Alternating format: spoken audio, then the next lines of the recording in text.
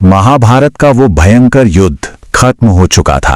पांडव जीत तो गए थे, पर हस्तिनापुर के महल में जश्न नहीं बल्कि एक गहरा सन्नाटा था। दुख का एक ऐसा सागर जो थमने का नाम ही नहीं ले रहा था। तो आज हम इसी दुख और उससे बाहर निकलने के रास्ते की एक बहुत ही गहरी कहानी को समझने की कोशिश करेंगे। ये बात हो रही है महाराज धृतराष्ट्र की। वो आंखों से तो देख नहीं सकते थे, पर अब तो उनके मन में भी घना अंधेरा छा गया था। सोचिए, एक पिता जिसने युद्ध में अपने 100 के 100 बेटे खो दिए हों, अपनी पूरी विरासत, अपना भविष्य, सब कुछ खत्म। उनका मन गहरे शोक और निराशा में ऐसा डूबा कि लगा मानो उनके बेटों के साथ ही उनके जीवन की रोशनी भी हमेशा के लिए चली गई। अब देखें, जीतने वाले पांडव वो उनका पूरा सम्मान कर रहे थे, हर तरह से ख्याल रख रहे थे कि महाराज को कोई तकलीफ ना हो। पर ये जो बाहरी सुख सुविधाएं थी ना, वो मन की घाव कैसे भर सकती थीं? धृतराष्ट्र का दुख वो तो कम होने का नाम ही नहीं ले रहा था। वो बस अपने ही बनाए हुए उस शोक के सागर में डूबते जा रहे थे। और ठीक इसी मुश्किल घड़ी में एंट्री होती है उनके भाई महात्मा विदुर की। विदुर, जो सब कुछ छोड़कर संन्यास ले चुके थे, वो सिर्फ अपने भाई की मदद के लिए वापस लौट कर आए। उन्होंने ठान लिया था कि धृतराष्ट्र को इस शोक के दलदल से बाहर निकालकर ही रहेंगे। विदुर ने बहुत शांति से समझाना शुरू किया। उन्होंने कहा कि ये जो शरीर है, ये तो एक दिन खत्म हो ही जाएगा। इसके लिए इतना शोक करना समझदारी नहीं है। आत्मा तो कभी नहीं मरती, वो तो बस रूप बदलती है। और अपनी इसी बात को और गहरे तक समझाने के लिए उन्होंने एक कहानी सुनानी शुरू की।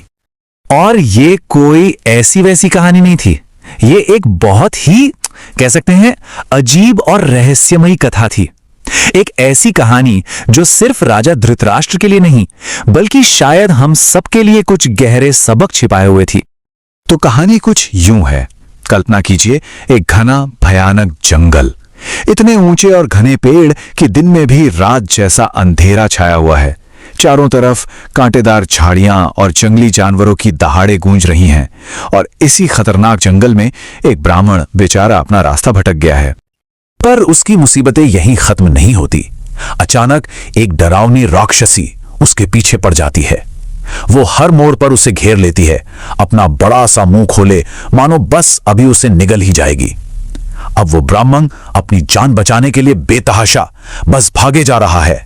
और भागते भागते अचानक उसका पैर फिसलता है और वो एक गहरे अंधेरे कुएं जैसे गड्ढे में गिर पड़ता है।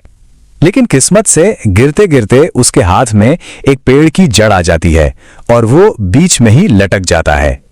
अब वो एक ऐसी जगह फंस गया है जहां से बचना लगभग नामुमकिन है, क्योंकि खतरा सिर्फ एक तरफ से नहीं बल्कि चारों तरफ से उसे घेरे हुए है। सोचिए, गड्ढे के ठीक नीचे एक विशालकाय सांप अपना फन फैलाए बैठा है। ऊपर गड्ढे के किनारे पर एक अजीब सा 6 मुंह और 12 पैरों वाला हाथी लगातार चक्कर काट रहा है। और तो और, जिस जड़ के सहारे वो लटका है, उसे 2 चूहे, एक सफेद और एक काला, धीरे धीरे कुतर रहे हैं। और जैसे ये सब काफी नहीं था, पास के एक छत्ते से मधुमक्खियां निकलकर उसे डंक मारने लगती हैं। मतलब हर तरफ से मौत ही मौत।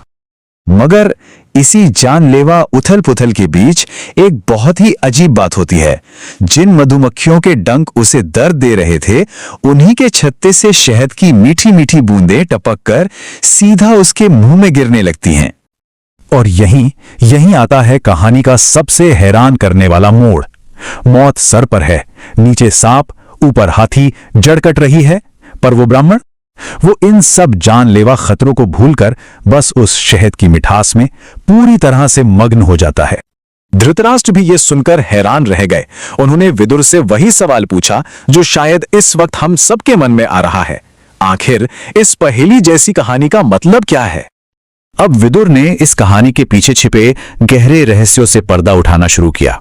उन्होंने बताया कि इस कहानी का हर एक किरदार, हर एक चीज असल में हमारे जीवन की ही एक सच्चाई है। तो चलिए इस पहेली को सुलझाते हैं। विदुर ने समझाया कि वो ब्राह्मण, वो कोई और नहीं बल्कि हम में से हर एक इंसान है। वो भयानक जंगल, ये हमारी दुनिया है, ये संसार। और वो राक्षसी जो पीछा पड़ी है, वो है बुढ़ापा, जो हर किसी का पीछा करता है। गड्ढे के नीचे बैठा वो सांप है मृत्यु, जो हम सबका इंतजार कर रही है। वो अजीब सा हाथी समय का प्रतीक है, मतलब 1 साल।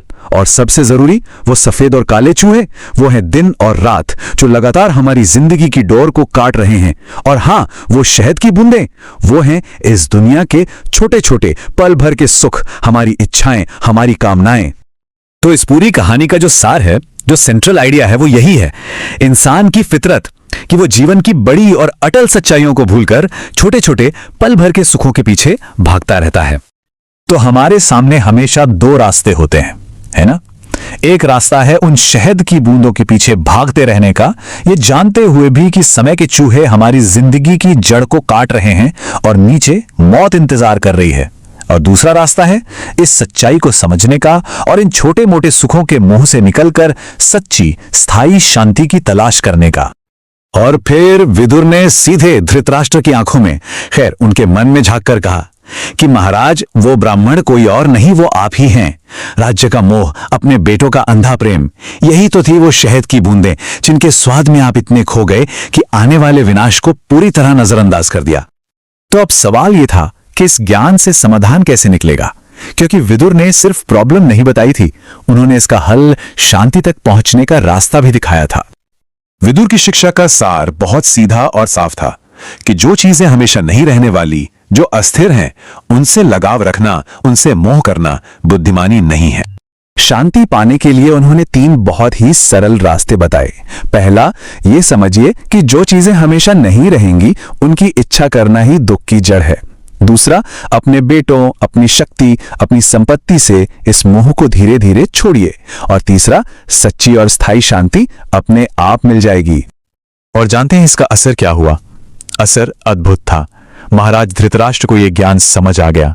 उन्होंने राजपाट का मोह छोड़ दिया और अपने जीवन के आखिरी दिन शांति से बिताए। ये हजारों साल पुरानी कहानी आज भी उतनी ही सच्ची लगती है ना? ये हमें सोचने पर मजबूर करती है कि हमारे अपने जीवन में वो शहद की बूंदें क्या हैं, वो कौन से छोटे छोटे सुख हैं जिनके लिए हम जीवन की बड़ी सच्चाइयों को नजरअंदाज कर रहे हैं। ये सवाल हम सबको खुद से पूछना चाहिए।